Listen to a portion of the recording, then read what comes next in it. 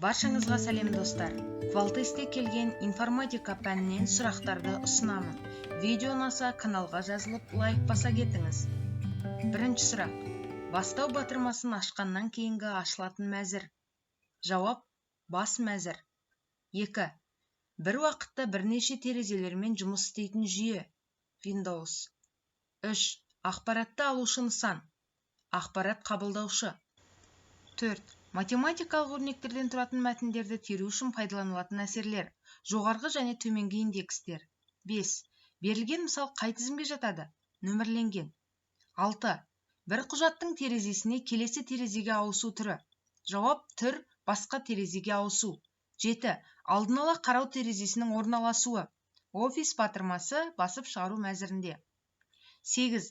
Құжатты пернелер комбинациясымен сақтау бұйрығы. Жауап: Ctrl+S. 9. X2 батырмасының қызметі. Жауап: мәтінге төменгі индекс қою, жол асты белгі. 10. Құжатты толық ерекшелеу үшін пернесі басылады. Жауап: Ctrl+A. 11.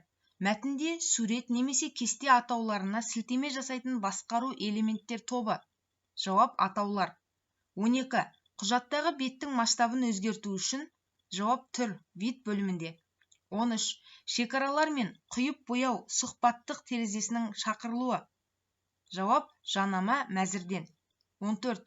Құжатқа декоративтік мәтін безендіруге мүмкіндік беретін бұйрық. Жауап: кірістіру мәтін word art. 15. Құжатқа декоративтік мәтін безендіруге мүмкіндік беретін нысан word art. 16. Конструктор тіркеме парағын қолданылады. Жауап: кестені әрлеу үшін жолақтың кестелерімен жұмыс істеуге арналған. 17. Ерекшеленген нысанды пернесімен бірге орын ауыстыруға отырып көшіруге болады. Ctrl.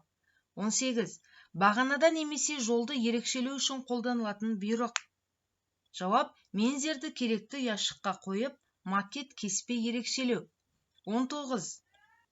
Графикада нысанның көшірмесін орнатуға қолданылатын перне. Жауап: Ctrl+V. 20. Растрлық және векторлық графиканың негізгі айырмашылығы. Жауап: кескінді растрлық кескінге түрлендіретін нүктеде. 21. Өзіндік түсі бар кішкентай нүкте. Жауап: пиксель. 22. Векторлық графиканың пішімі. CFG. 23. Растрлық графикамен жұмыс жасайтын программа. Жауап: Corel Photo Paint. 24. Ұялы телефондар мен қалталық дербес компьютерлерге арналған электрондық кестелер. Spritzy. 25. Кестелік процессорды қолдану аумағы. Экономикалық және инженерлік есептерді шығаруға арналған. 26. Excel 2007-де ұяшықтардың ішіндегі деректердің пішімдеуіне және сұхбаттық терезесін шығаратын команда. Жауап: басты ұяшықтар пішімі, ұяшықтар пішімі. 27 сұрақ. Электрондық кестенің мақсаты. Жауап: экономикалық және инженерлік есептерді шығаруға арналған амалдарды ұсынатын программалар. 28. Сандық деректер типіне төмендегі пішімдер, формат қарастырылған. Жауап: жалпы ақшалай пайыздық дата пішімі. 29. Сілтеменің тек бөлігі өзгеретін жол немесе баған атын анықтаңыз. Жауап: аралас. 30. Excel-де деректер типінде жүргізілмейтін есептеу. Мәтін. 31. Формуланы көшіріп жазғанда немесе ауыстырғанда автоматты түрде өзгеретін сілтеме. Жауап: салыстырмалы. 32. Экран бейнесін алмасу буферіне көшіру. Print screen. 33. Слайдқа басқарушы батырманы қосу үшін орындалатын іс-әрекет. Кірістіру, фигуралар, басқарушы батырмалар. 34. Тұсаукесерде слайдтарға, ескертпелер беттеріне немесе үйлестіру материалдарына қолданылатын 8 үйлесімді түстерден таңдап алынған жиын. Жауап: түстер сызбасы. 35. Әр слайдпен жеке жұмыс жасау үшін қолданылады. Жауап: әдеттегі режим. 36. Браузер парағын жаңалау үшін қолданылатын перне. F5. 37. Электрондық мәліметтер беру қызметі немесе электрондық почта. Жауап: email. 38. Үй парағының қызметі. Жауап: браузермен жүктеледі. 39. Қолданушыға желімен араласудың кез келген түрін қамтамасыз ететін программа. Жауап: браузер. 40. Windows операциялық жүйесінде әдетте бірге орындалатын браузер программа. Internet Explorer. 41. Жоба интерфейсін дайындауға арналған екі тәсіл бар. Жауап: процедураға, объектіге бағдарланған. 42. Программалау тілінде арнайы қызметті орындайтын бекітілген сөздер немесе символдар. Жауап: операторлар. 43. Әріптен немесе сызу символдарынан басталатын латын алфавитінің әрпі, цифр және символдар тізімі. Жауап: идентификаторлар. 44. Ноутбук компьютерлердің түріне жатады. Жауап: алып жүретін компьютер, дербес компьютер. 45. Бір символдық мәтін әдетте кодталады. Жауап: 8 битпен, 1 байтпен. 46. Антивирус ол. Жауап: көбеюге қабілетті зақымдаушы программаларды жояды, зақымдалған файлдарды емдейді. 47. 48. Шинаның негізгі сипаттамасы. Разрядтылығы, адрестің шинаның разрядтылығы. 49. Программа бойынша жұмыс істейтін аналитикалық машина идеясын ұсынған ғалым. Жауап: Чарльз Бэббидж. 50. Алгоритм орындаушыларына жатпайды. Жауап: жұмыс столы, қаламсап. 51. Іс-әрекет фигураларының көмегімен орындалады. Блок сызба. 52. Модельдердің жіктелуі бөлінеді. Қолдану аймағы, уақыт факторы, көрсету тәсілі.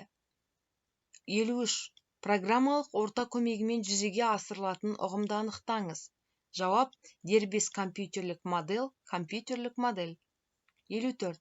Нысанға қолжетілімділікті жеңілдететін нысанның сілтеме көрсеткіші. Жауап: жарлық. 55. Файлдық жүйенің негізгі нысандары. Файлдар, бумалар, жарлықтар. 56. Операциялық жүйенің негізгі қызметтері. Жауап: компьютер мен оны қолданушының жұмысын ыңғайлы басқаруды қамтамасыз етеді. 57. Файлдың атымен бірге жазылған файлға дейінгі жол. Жауап: файлдың толық аты. 58. Операциялық жүйенің интерфейсін сипаттаңыз. Жауап: қолданушы мен компьютер арасындағы қарым-қатынасты қамтамасыз ететін ережелер мен құралдар жиынтығы. 59. Операциялық жүйе интерфейсінің ұғымы. Пайдаланушы мен компьютер арасындағы қарым-қатынасты қамтамасыз ететін ереже мен құралдар жиынтығы. 60. Берілген мысал қай тізімге жатады? Мектеп, кітап, қалам. Жауап: маркерленген. 61. Меңзердің оң жағындағы бір таңбаны жою. Жауап: delete. 62. Бірнеше ашық құжаттардың ішінде бір терезеден екінші терезеге көшу командасы. Жауап: түр, басқа терезеге ауысу. 63. Беттің кітаптық теру бағытында. Жауап: биіктігі енінен үлкен. 64. Ағымдағы құжатқа күрделі математикалық формула енгізу командасы. Word 2010 бойынша. Жауап: кірістіру, символдар, формула. 65. Қаріпті өзгерту үшін. Басты қаріп. 66. Кез келген басып шығаратын ақпаратты жасап шығаруға арналған қолданбалы компьютерлік программа. Жауап: мәтіндік процессор. Құжатты баспаға пернелер комбинациясынан шығару. Жауап: Ctrl+P. 68. Құжаттағы тақырыптар тізімі. Мазмұн. 69. Кестенің 4 және 5 жолдарының арасына жаңа жол кірістірудің дұрыс нұсқасын көрсетіңіз. Жауап: 4 жолға қойып, макет жолдар мен бағандар астына кірістіру. 70. Кесте құрылғаннан кейін мәтіндік процессор жолаққа кестелермен жұмыс істеуге қосатын бөлімдер. Жауап: конструктор және макет. 71. Графикалық редакторда құрылған суретті мәтіндік құжатқа қою амалы. Жауап: кірістіру, иллюстрациялар, сурет. 72. Құжатқа бір емес бірнеше сурет қосып, олардың бірінің үстіне бірін қойып орналастыру. Жауап: пішім, реттеу, алдыңғы сапқа, артқы сапқа. 73. Үшбұрыштың көшірмесін жасау үшін пернесін басу керек. Ctrl+D. 74. Графикада нысанының көшірмесін жасауға қолданылатын перне. Ctrl+S. 75. Құжатты PNG пішіміндегі файл ретінде экспорттау командасы. Жауап: файл PNG түріндегі экспорттау. 76. Inkscape программасында жолды 2 рет шерту арқылы оған қосымша түйіндер қосуға мүмкіндік беретін құрал. Жауап: түйінді өзгерту. 77. Excel'де редакциялауды анықтайтын перне. Жауап: Enter. 78. Ұяшықтың ішіндегі деректерді өңдеу үшін қолданылатын перне F2. 79. Ұяшыққа сілтемені көшіріп жазғанда немесе ауыстырғанда өзгермейтін сілтеменің атауы. Жауап абсолюттік. 80. Диаграмманың орналасуын таңдайтын сұхбаттық терезе ашу. Excel бойынша. Конструктор орналасу, диаграмманы орналастыру. 81. Функцияның аты немесе ұяшықтың сілтеме қатесін көрсетіңіз. Жауап имя. 82. PowerPoint программасында фонның құйып бояуының түсін өзгерту үшін қолданылатын бұйрық. Жауап дизайн фонның мәнерлері, фонның пішімі. 83. Тұсаукесерді безендіру үшін қолданылатын мәзір. Дизайн. 84. Дыбыстық файлды тұсаукесердің кез келген слайдына қосуға және қажетті слайдқа дейін орнатуға болатын бұйрық. Жауап кірістіру дыбыс файлдардан алынған дыбыс. 85. Пәрменді терезенің мөлшерін оны жайғаннан кейін қайта қалпына келтіру пернесі. Жауап Ctrl плюс F5. 86. Тұсаукесерде әр слайдпен жеке жұмыс жасау үшін қолданылатын режим. Жауап әдеттегі режим. 87. Бір аудан, қала немесе мекемелер компьютерлерін бір желіге біріктіретін желі. Жауап аймақтық. 88. Қайсыбір тарауды немесе көрсетілген қызметті жарнамалау мақсатында пошталық таратулардың бір түрі спам. 90. Интернет желісінің парақты жаңалау үшін пернесі басылады F5. 91. Барлық бұйрықтар алгоритмде көрсетілгендей тізбектей орындалады. Жауап сызықтық алгоритмде. 92. Алфавит әріптерінен ықтимал комбинациялардан тұратын ережелер жинағы. Жауап синтаксис. 93. Есепті шешу процесінде өзгермейтін шама. Жауап тұрақтылар. 94. Ақпараттық үдеріс түрлерінің тұжырымын анықтаңыз. Жауап ақпараттық сақтау, ақпаратты өңдеу, ақпараттарды беру. 95. Транслятордың түрлеріне жататындар. Компилятор, интерпретатор, ассемблер. 96. Алға қойған мақсатқа жетуде немесе берілген есепті шешуде орындаушыға біртіндеп қандай әрекеттер жасау керектігін дәл көрсететін нұсқау. Жауап алгоритм бұйрық. 97. Нысандарды, үдерістерді және құбылыстарды қарапайым етіп түсіндіру және зерттеу үшін модель құру тұжырымын анықтаңыз. Модель, модельдеу. 98. Модель сөзінің тұжырымдамасын анықтаңыз. Нақты нысанды, құбылысты немесе үдерісті қарапайым түрде түсіндіру. 99. Windows нысандарын уақытша сақтауға арналған аймақ. Жауап алмасу буфері. 100. Бастапқы операциялық жүйе орнатқаннан кейін әдетте есептер тақтасының орналасқан жері. Жауап жұмыс үстелінің ең төменгі жолағы. 101. Файл немесе буманы жасыру әрекетін көрсетіңіз. Жауап жанама мәзірден қасиет бұйрығын таңдау. Жасырын атрибутын таңдау. 102. Белгіленген аймақты қиып алу пернелері. Жауап Ctrl плюс X. 103. Ақпарат арналар қолданысы бойынша топтарға бөліну түрлері. Биологиялық, техникалық. 104. Файлдың аты неше бөлімнен тұрады? 2 бөлімнен, оң жақ кеңейтілуі және сол жақ аты. 105. Кегельдің қызметі. Қаріптің мөлшері. 106. Өзінің нөмірленген тізімін құру үшін.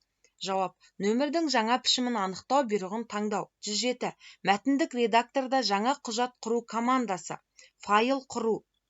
108. Пішімдеу сызығын экраннан көрсету үшін. Жауап түр көрсету сызғыш. 109. Home пернесінің қызметі Word 2007 бойынша. Меңзерді жолдың басына апарады.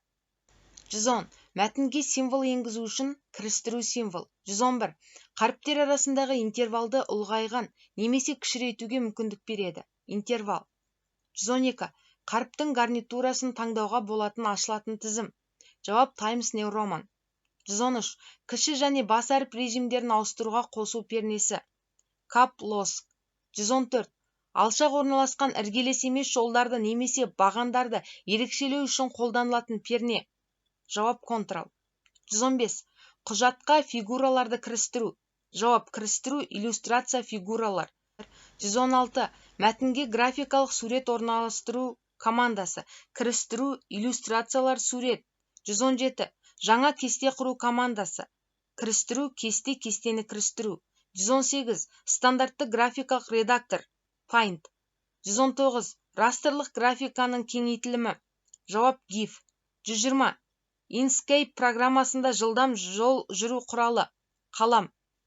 Танымал растрлық графика құру программалар, Microsoft Paint, Adobe Photoshop. 122. Enter пернесін басу арқылы Excel 2007-де редакциялауды аяқтау қажет. 123. Excelде белгіленген ұяшықтар тобының атауы. Жауап диапазон.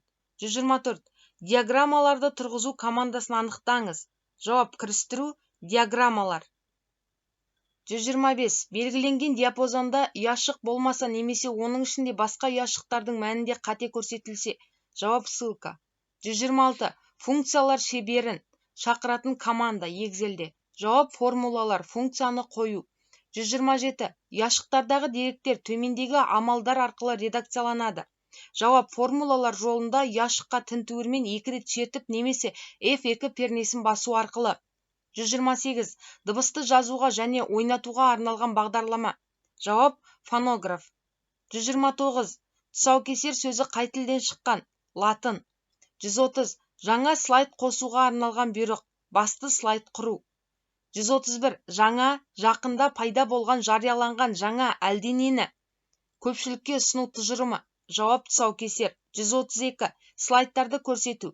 Баяндаушы басқаратын, тұтынушы басқаратын автоматтық қолмен. 133. Алғашқы байланыс сеансының құрылу жылын көрсетіңіз. 1969 жылы 29 қазан. 134. Электрондық почта жәшігінің адресі келесі түрде жазылады. Тұтынушының аты, собачка почталық сервердің аты. 135. Интернет желісі серверлер көрсетілген қызмет түрлері. Қызметтер, сервистер. 136.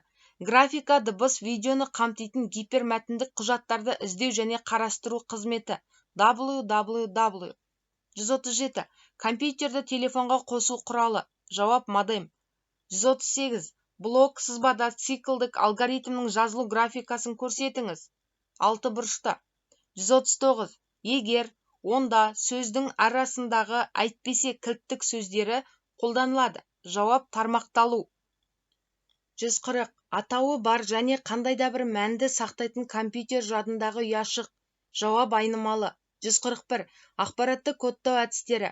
Символдар әдісі, сандық графикалық әдіс. 142. Ақпаратты қорғау тәсілдерінің түрін анықтаңыз. Деректердің көшірмесін сыртқы тасығыштарды сақтау, ақпаратты мұрағаттау. 143. Екілік санау жүйесінің негізі. 0 және 1.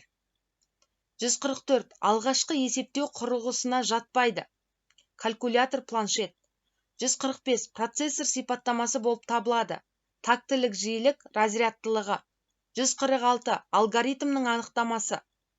Алға қойған мақсатқа жету жолындағы орындалатын іс-әрекет. Берілген есепті шешудегі жасалатын әрекеттердің дәл және қарапайым етіп жазылуы. 147. Алгоритмнің жазылу формалары. Сөздік, сызбалық, алгоритмдік тілде, программалау тілінде. 148. Нақты объектіні процесті немесе құбылысты ықшам әрі шағын түрде бейнелеп көрсету. Модель. 149. Модель құру үдерісі, модельдеу. 150. Дискіде ең аз орын алатын ақпарат, мәтін. 151. Компьютерде сақталатын барлық программалар оның құрайды. Жауап программалық жабдықтамасын. 152. Компьютердің барлық бумаларынан іздеу үшін файлдың немесе буманың атауын қай терезеге енгіземіз? Бас мәзір терезесіне. 153. Жүйелілік программалық жабдықтама жатады. Операциялық жүйе, драйверлер, утилиттер. 154. Құжатқа бет нөмірлерін қою. Кірістіру, бет нөмірі. Мәтінге уақыт пен мерзімді орнату. Кірістіру, уақыт пен мерзім. 156. Пішімдеу сызғышын экранда көрсету. Түр, көрсету сызғыш. 157. Ағымдағы мәтін үшін 1,5 интервалын тағайындау командасы. Бетті белгілеу, абзац. 158. Басқару элементтері тобына орналасқан бірінші топ, мазмұн. 159. Мәтінге суретті файлдан кірістіру. Кірістіру, иллюстрациялар, сурет. 160. Кестенің іргелес жолдарын немесе бағандарын ерекшелеу үшін қолданылатын перне, шрифт. 161. Сурет нысан сияқты қабылданады. Сурет мәтіннің үстіне оны тасалап салынады. Жауап мәтіннің алдында. 162. Конструктор бұйрығының қызметі. Кестені әрлеуді өзгертуге арналған. 163. Макеттің қызметі. Кестенің құрылымын түзетеді. 164. Бірнеше ұяшықты біріктіру амалы. Жауап: ұяшықтарды ерекшелеп, макет ұяшықтарды біріктіру бұйрығы. 165. Inkscape программасында нысандардың түсін өзгерту үшін түстер палитрасы қолданылады. 166. Ол компьютер экранындағы суреттің ең кіші элементі пиксель. 167. Векторлық графика құру үшін пайдаланылатын программа Corel Drive. 168. Күрделі программаларды құру немесе түзетуге арналған құрал контур құралы. 169. Қазіргі операциялық жүйелерде қолданылатын интерфейс графикалық интерфейс. 170. Егер бір ұяшықтағы мәтінді бірнеше жолға орналастыру үшін қолданылатын жалауша сөздер бойынша тасымалдау. 171. Бірнеше ұяшықты біріктіру командасы қажетті ұяшықты ерекшелеп, басты біріктіру және ортасында орналастыру командасын таңдау керек. 172. Көрсетілген адрес бойынша үндеу тұжырымын анықтаңыз. Сілтеме. 173. Excel-де белгіленген диапазонда ұяшық болмаса немесе оның ішінде басқа ұяшықтардың мәні болған жағдайда шығатын хабарлама. Сызықша. 174. Excel-де басқа ұяшыққа үндеу. Сілтеме. 175.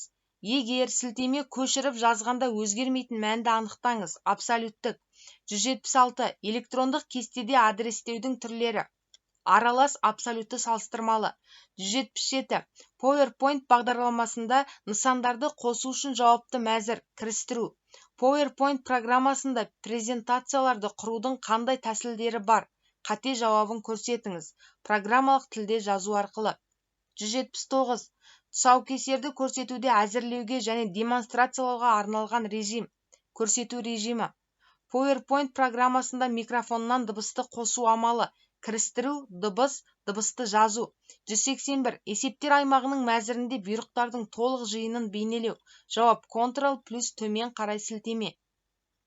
182. Браузермен жүктеледі. Үй парағы. 183. Құрушы қосатын жазбалардан тұратын веб-сайт немесе ғаламтор күнделігінің ұғымы блог. 184.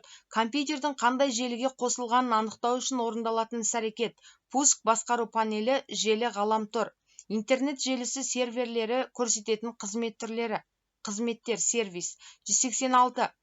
Екі санды қосу, робот портретін салу, үй тапсырмасын орындау, жұмыртқа қуыру алгоритмдері алгоритмнің қай түріне жатады? Сызықтық алгоритм. 187. Егер шарт орындалса, онда номер бірінші іс-әрекет орындалады. Әйтпесе, номер екінші іс-әрекет орындалатын амал.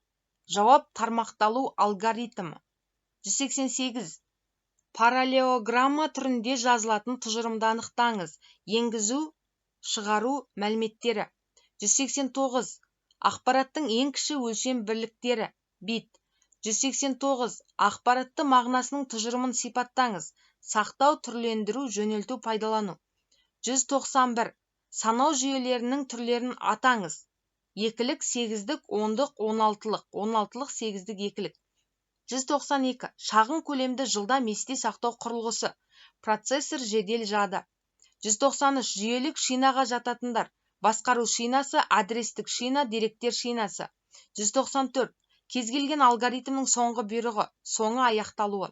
195. Алгоритмдік құрылғыларды және деректерді жазу ережелері. Программалау тілі, жасанды тіл. 196. Программалық орта көмегімен жүзеге асатын модельдер. Компьютерлік модель. 197. Жұмыс үстелінің сыртқы пішімін өзгерту үшін қолданылатын бұйрық. Персонализация. 198. Файл атауындағы символдардың ең үлкен саны. 255. 199. Компьютерде мұрағаттау, дискілердің ақпараттың бұзылмауын тексеру, қажетті файлдарды іздеуге қызмет көрсететін шағын программа. Жауап: утилита. 200. Нысанның, үдерістің, құбылыстың қасиеттері мен күйін сипаттайтын ақпарат жиынтығы. Ақпараттық модель. 201. Операциялық жүйелер ұғымын сипаттаңыз. Компьютердің жұмысын басқаратын басты программа. 202. Байттардың әлдебір атауы бар тізбегі. Файл. 203. Нысанға көрсететін, оған қол жеткізудегі жеңілдетілетін сілтеме. Жарлық. 204. Операциялық жүйе жүктелгеннен кейін көрсетіңіз. Жұмыс үстелі. 205. Құжатта Ctrl плюс О пернелер тіркемесінің қызметі. Ашу. 206. Гиперсілтемені орнату үшін қолданылатын команда Word-та. Түр: кілттеме. 207 құжаттар бойынша жылжу командасы. Түр басқа терезеге ауысу. 208 құжатты баспаға шығару. Файл баспа. 209 беттің альбомдық теру бағытында, ені биіктігінен үлкен. 210 бағандарды құрудың алғашқы кезеңі. Алдымен мәтінді теруге де бағандарды бөлу бұйрығына да беруге болады. 211 ағымдағы құжатқа кесте орнату командасы. Кірістіру кесте, кестені кірістіру. 212 мәтіндік процессордың ең танымалысы. Борт. 213 жоларалық интервалды өзгерту үшін жанама мәзір, абзац. 214 кестені әрлеуді өзгертуге арналған жолақтың бөлімі. Борт. Конструктор. 215 жаңа кестелерді құру қызметі. Кірістіру кесте. 216 мәтіннің бағытын бұйрығының ұяшықтағы қызметі. Бұруға мүмкіндік береді. 217 ұяшықтардың дәл мөлшерін белгілеу үшін орындалатын бұйрық. Макет, кесте, қасиеттер. 218 экспресс кесте бұйрығының қызметі. Кестелердің дайын шаблондарын қосады. 219 растрлық бейненің ең кіші элементі. Пиксель. Растрлық графика құру үшін пайдаланылатын программа. Microsoft Paint. 221 экономикалық және инженерлік есептерді шығаруға арналған амалдарды ұсынатын программалар. Excel. 222 электронды кестеде ұяшықтағы сөздерді тасымалдап жазу командасы. Басты сөздерді тасымалдау. 223 Excelде жаңа элемент қосу командасы. Басты ұяшықтар қою. Excelде X пернесінің қызметі. Ерекшеленген сандардың қосындысын есептеп шығарады. 225 асханадағы сатушыға 2000 теңге беріп, бір стақан айран 75 теңгеге 2 бәліш 62 теңгеден, бір стақан шырын 50 теңгеге алдыңыз. Сатушы берген қайтарымды есептеңіз. Жауап 1751 теңге. 226 А1 ұяшығында 0,5 саны бар. Оған пайыздық пішім қолданғанда А1 ұяшығының жауабы. Жауап 50%. 227 Excelде ұяшықтағы деректерді теңестіруге болады, барлық жағынан. 228 тұсаукесер программасымен жұмыс істеуге арналған негізгі қарау режимдері. Әдеттегі сұрыптағы слайдтарды көрсету, ескертпелер беттері. 229 тұсаукесер құруға арналған программа атауы. PowerPoint. 230 нысанға анимациялық әсер тағайындау үшін орындалатын іс-әрекет. Анимация, анимацияны баптау. 231 Ctrl F10 пернесінің атқаратын қызметі. Ерекшеленген терезені жаю немесе қалпына келтіру. 232 құжаттың терезесі үшін ол жайылмай тұрған кезде орнын жылжыту бұйрығын орындау. Ctrl плюс F7. 233 браузер жүктейтін парақ, үй парағы. 234 дизайн, мәтіндер, аудио, видео материалдар, географиялық карталар, үш өлшемді шығармалар қорғауға жататын тұжырым. Ақпаратты қорғау. 231 компьютерді жергілікті желілерді өзара байланыстыратын желі пайда болды. Жауап дүниежүзілік. 236 парақты жаңалау үшін браузерде қолданылатын пернесі. F5. 237 құрушы қосатын жазбалардан тұратын веб-сайт. Жауап блог. 236 парақты жаңалау үшін браузерде қолданылатын пернесі. F5. 239 тармақталу алгоритмінің формасы болатын нұсқаны келтіріңіз. Толық немесе толық емес. 240 ақпараттың түрлері. Сан, мәтін, графика, дыбыс, видео. 241 ақпараттың компьютерде сақталу түрі. 0 мен 1 екілік санау жүйесімен. 242 компьютерлерде сандарды сақтау және өңдеу үшін санау жүйесі қолданылады. 0 және 1. 243 санау жүйесі ол белгілі алфавиттердің көмегімен жазылады. Сандардың жазылу тәсілі. 244 алгоритмдердің жазылу формалары. Сөздік форма, графикалық. 245 модель құру үдерісін анықтаңыз. Модельдеу. 246 Windows жұмыс үстелінің құрылымына әдетте кірмейді. Жауап саймандар тақтасы. 247 интернетте жұмыс істеуге арналған және басқа программалар тізімі. Үнсіз келісім программалары. 248 ақпаратты және файлдар мен бумаларды реттеу үшін құрылады. Бума. 249 құжатқа пернетақтада жоқ символдарды қосу үшін. Жауап кірістіру, символ, басқа символдар. 250 маркерленген тізімде өзі қалауымызша құру үшін. Жауап жаңа маркерді анықтау бұйрығын таңдау. 251 құжатты сақтау бұйрығының орналасуы. Жауап файл мәзірінде. 252. Жоларалық интервалдың әртүрлі баптаулары. Бірлік, бір жарым, қос. 253. Бірнеше фигураны олармен әрі қарай бірге жұмыс мөлшерін өзгерту, жылжыту және тағы басқа жасау үшін бір фигураға топтастырылатын әрекет. Жауап: шрифт пернесімен бірге тінтуірді шерту арқылы ерекшелеп топтау бұйрығын басу. 254. Яшықтардың дәл мөлшерлерін белгілеу үшін орындалатын іс-әрекет. Жауап: макет, кесте, қасиеттер. 255. Дұрыс емес тұжырымды көрсетіңіз. Word art. Жауап: нысанмен істелінетін жұмыс кез келген графикалық нысанмен орындалатын жұмыс сияқты. 256. Кестенің іргелес емес жолдарын немесе бағандарын ерекшелеу үшін қолданылатын перне контрол. 257. Қай перненің көмегімен іргелес емес бірнеше объектілерді ерекшелеуге болады? Контрол. 258. Растрлық графикада өзіндік түсі бар бейне элемент. Жауап: пиксель. 259. Түзу сызықтар, доғал, шеңбер, эллипс, тіктөртбұрыш сияқты қарапайым элементтер болып табылады. Графикалық примитивтер. 260.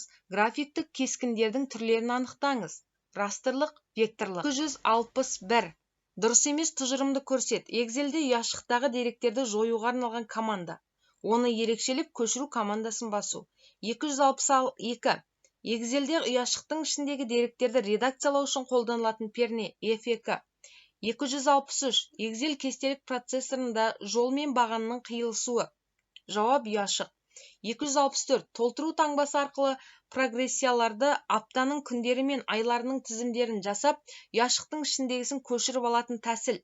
Жауап: автотолтыру. 265. Электрондық кестенің терезе интерфейсі жолдары тұратын аймақ. Ағымдағы ұяшық, формулалар жолы, жолдардың басы, бағандардың басы, жұмыс беттерін ауыстыруға арналған батырмалар, беттер, жарлықтары. 266. Excelде сандық деректер типінің мынадай пішімдері қарастырылған. Жалпы, даты, ақшалай, пайыздық. 267. Ұяшықтың нақты өлшеуін енгізу үшін орындалатын командалар. Басты ұяшықтар, пішім. 268. Функцияның атауы немесе ұяшықтардың сілтеме қате енгізген жағдайдағы хабарлама. Еме. 269. Ұяшықтың жаңа орнына байланыстыратын өзгеретін формуланы анықтаңыз. Жауап: салыстырмалы. 270. Тұсаукесердегі слайдты жою бұйрығы. Басты слайдты жою. 271. Әдеттегі режимнің атқаратын қызметі. Әр слайдпен жеке жұмыс жасау режимі. 272. Жаңа слайдты құру бұйрығы. Басты слайдты құру. Email, электрондық почта қолданысқа енген жыл 1965. 274. Әлемдік тор, графика, дыбыс, видеоны қамтитын гипермәтіндік құжаттарды іздеу және қарастыру қызметі. www. 275. Компьютерлік және арнайы құрылғылардың ақпарат алмасудың қамтамасыз ету үшін біріктірілуі. Компьютерлік желі. 276. Қолданушыға желімен араласудың кез келген түрін қамтамасыз ететін программа. Браузер. 277. Егер алгоритм қадамдардың тізбектеле орындалуы қандай да бір шартқа тәуелді болған алгоритмді анықтаңыз. Тармақталған. 278. Айнымалы қай жерде қолданылса, сол жерде айнымалының деп атаймыз. Көріну аймағы. 279. Алгоритмнің бірнеше рет қайталану ұғымын сипаттаңыз. Циклдік. 280. Қоғамдық ақпараттық үдерістер негізгі адамдар арасындағы. Жауап: қарым-қатынас, білім алмасу. 281. Суперкомпьютерлер қолданылады. Өндірісте, фабрикада. 282. Жүйелік блоктың басқа құрылғылар жалғанған негізгі бөлігі. Аналық тақша. 283. Бейбидж машинасы үшін ең алғашқы программалаушы адам. Ада Август Лавлейс Джордж Бейрон қызы. 284. Графикалық бейнелерді құруға және өзгертуге арналған программа. Графикалық редактор. 285. Электрондық кестелер идеясын тұңғыш рет ұсынған ғалым. Рихард Маттезих, 1961 жылы. 286. Ұяшықтағы мәліметтер ақиқат немесе жалған мәнін енгізу үшін қолданылатын типтерді анықтаңыз. Логикалық тип. 287. Ұяшықтардың пішімін жататындар. Сан, мәтін, жалпы. 288. Функция аргументінің болымсыз мәні. Число. 289. Ұяшықтардың ішіндегі деректердің пішімдеуіне бірнеше қосымша жолақ жауап береді. Басты ұяшықтар, пішім, ұяшықтар пішімі. 290. Бірнеше іргелес емес слайдтарды ерекшелеу пернесі. Жауап: контрол. Баршаңызға сәттілік тілеймін. Видео ұнаса каналға жазылып, лайк баса кетіңіз. Қажет десеңіз, өз әріптестеріңізбен бөлісіңіз. Рахмет.